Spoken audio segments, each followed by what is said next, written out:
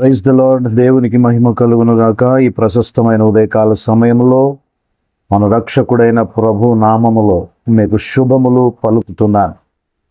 ప్రియులరా, బైబిల్ యొక్క గొప్పతనం నేటి దినాల్లో మనము సోషల్ మీడియా ద్వారా వింటూనే ఉన్నాం. దేవుని వాక్యం చదువుతున్నప్పుడు జీవితాలను మార్చే అద్భుతమైన మాటలు దేవుని వాక్యము నుండి మనం గమనిస్తుంటున్నాం.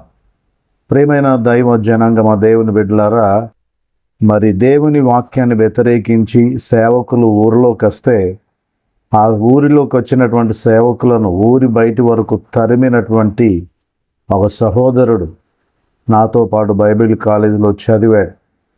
ఆయన ప్రతినిత్యము అదే పనిగా చేస్తూ ఉంటే వాళ్ళ తండ్రి గారు ఎప్పటికీ ఆ పాస్టర్స్ వెంబడి పడి అలా తరమే బదులు బైబిల్ కాలేజీకి వెళ్ళి వాళ్ళ గ్రంథాలు చదివి వాళ్ళ రహస్యాలు తెలుసుకొని అప్పుడు వారి కొరకు ఏదైనా ప్రణాళికబద్ధమైనటువంటి పని చేయాలని వాళ్ళ తండ్రి ప్రోత్సహించాడు.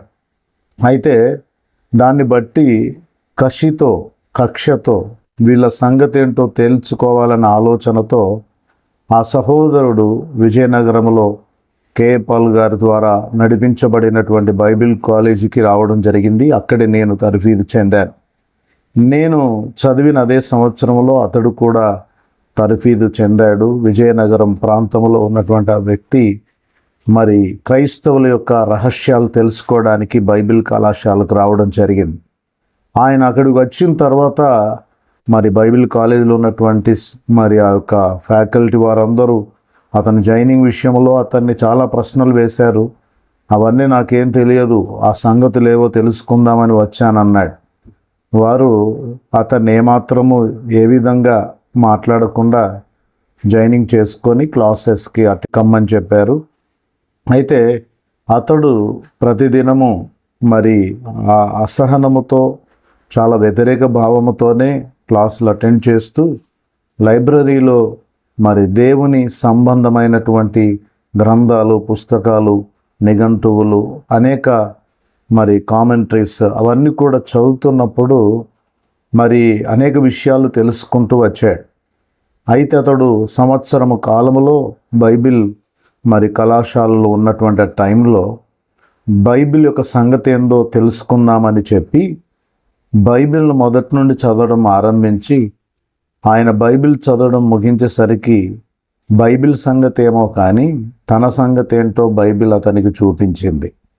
తన పాపము, తన జీవితం యొక్క ముగింపును గూర్చి, మరణం తర్వాత మరి ప్రతి మానవుడు ఎదుర్కొనేటువంటి ఆ భయంకరమైనటువంటి విషయాలను గూర్చి, పరలోకమును గూర్చి, నరకమును గూర్చిన విషయాలు తెలుసుకున్న తర్వాత ఎవరు సువార్త చెప్పకుండానే బైబిల్ చదివి తన జీవితాన్ని మార్చుకున్నాడు. అతడు విజయనగరంలో అతడు బైబిల్ కళాశాలకు వచ్చినప్పుడు శ్రీనివాస్ అనే పేరుతో వచ్చాడు. ఆయన వెళ్తున్నప్పుడు నా దగ్గరికి వచ్చానా, నా పేరు బైబిల్ పేరుగా ఉంటే బాగుంటుంది, మరి నాకు ఒక మంచి పేరు పెట్టండి అంటే అతనికి జోనాథాన్ అని పేరు పెట్టి పంపించాం. ఆయన బైబిల్ యొక్క రహస్యాలు తెలుసుకొని క్రైస్తవుల సంగతి చూద్దామని వచ్చాడు. ఆయన వెళ్ళేటప్పుడు 365 ప్రసంగాలు సిద్ధపరుచుకొని దేవుని వాక్యాన్ని ప్రకటించే ఒక అద్భుతమైనటువంటి సేవకుడిగా తీర్చిదిద్దబడి బైబిల్ కళాశాల నుండి బయటికి వెళ్ళాడు. బైబిల్ బ్రతుకును మార్చింది, జీవితాన్ని వెలిగించింది. 119వ కీర్తన 130వ వచనంలో ఇలా రాయబడింది: నీ వాక్యములు వెల్లడగుట తోడనే వెలుగు కలుగును, అవి తెలివి లేని వారికి తెలివి కలిగించును. దేవుని వాక్యము మన జీవితాల్లో ఉన్న చీకటిని పారద్రోలి మన బ్రతుకులలో వెలుగును నింపుతుంది. అటువంటి శక్తివంతమైన వాక్యాన్ని ఎవరూ తేలికగా అంచనా వేయకూడదు. సామెతల గ్రంథం 1వ అధ్యాయము 2-3 వచనాలు చూస్తే, జ్ఞానమును ఉపదేశమును అభ్యసించుటకును, వివేక సల్లాపములను గ్రహించుటకును, నీతి న్యాయ యథార్థతలను అనుసరించుటయందు బుద్ధి కుశలత ఇచ్చు ఉపదేశమునందుటకును, జ్ఞానము లేని వారికి బుద్ధి కలిగించుటకును, యవనులకు తెలివియు వివేచనయు పుట్టించుటకును తగిన సామెతలు వాక్యములు అని రాయబడింది. జ్ఞానము గలవాడు విని పాండిత్యం వృద్ధి చేసుకొనును, వివేకము గలవాడు ఆలకించి నీతి సూత్రములు సంపాదించుకొనును అని రాస్తుంది. జ్ఞానము లేనటువంటి వారికి జ్ఞానం, వివేకము లేని వారికి వివేకము, తెలివి లేని వారికి తెలివిని అనుగ్రహిస్తూ జీవితాలను వెలుగుమయం చేస్తుంది దేవుని పరిశుద్ధ గ్రంథం, దేవుని వాక్య గ్రంథం. ఈ వేద గ్రంథాన్ని నీవు కూడా చదివి నీ జీవితంలో ఉన్న చీకటిని పారద్రోలేటట్లుగా దేవునికి అప్పగించుకొని నీ బ్రతుకును వెలుగుమయం చేసుకోవడం ద్వారా దేవుని యొక్క తిన్నని మార్గంలో, నీతి మార్గంలో నడవడానికి ఇదే పరిశుద్ధ గ్రంథం నీకు సహాయకరంగా మారుతుంది. పరిశుద్ధ గ్రంథం యథార్థమైన గ్రంథం, సత్య గ్రంథం. దేవుని వాక్యాలన్నీ కూడా దేవుని నోటి మాటలై ఉన్నాయి గనక ఈ మాటలను ప్రపంచమంతటికి తీసుకొని వెళ్ళాలని ఎంతోమంది మిషనరీలు, బైబిల్ తర్జుమా చేసినటువంటి గొప్ప గొప్ప బైబిల్ పండితులు, విలియం కేరీ వంటి గొప్ప దైవజనులు ఎందరో, విలియం టిండెల్ వంటి దైవజనులు ఎందరో మరి బైబిల్ విషయంలో వారు ప్రాణాలను అర్పణముగా పెట్టారు. వారు ఈ బైబిల్ తర్జుమా చేస్తున్న సమయాల్లో హతసాక్షులైనటువంటి వ్యక్తులు లేకపోలేరు.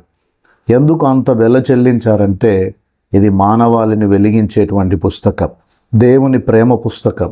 ఈ పుస్తకాన్ని నీవు చదివి నీ జీవితాన్ని ధన్యం చేసుకోవాలి. సర్వలోకమందంతటికి దేవుడు పంపిన ఒక ప్రేమలేఖ ఇది. ఈ ప్రేమలేఖను చదివితే నీ బ్రతుకు మారుతుంది, జీవితం ధన్యమవుతుంది. నీ జీవితంలో ఉన్న శాపకరమైన పరిస్థితులు పోతాయి, ఆశీర్వాదకరమైన వ్యక్తిగా మారిపోతావు.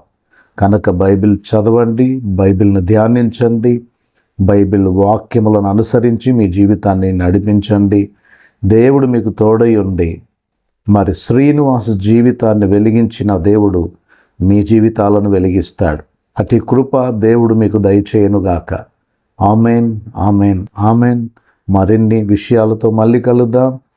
దేవుని కృపలో ఆత్మీయమైన సంగతులు తెలుసుకోవడానికి మరి ఆత్మీయమైనటువంటి ఈ ఛానల్ని మీరు సబ్స్క్రైబ్ చేయండి, అనేకులకు షేర్ చేయండి, లైక్ చేయండి, మీ అభిప్రాయాలను కామెంట్ రూపంలో తెలియచేయండి. మరిన్ని ఆత్మీయ సంగతులతో మళ్ళీ కలుద్దాం. అందరికీ ప్రైజ్ ది లార్డ్.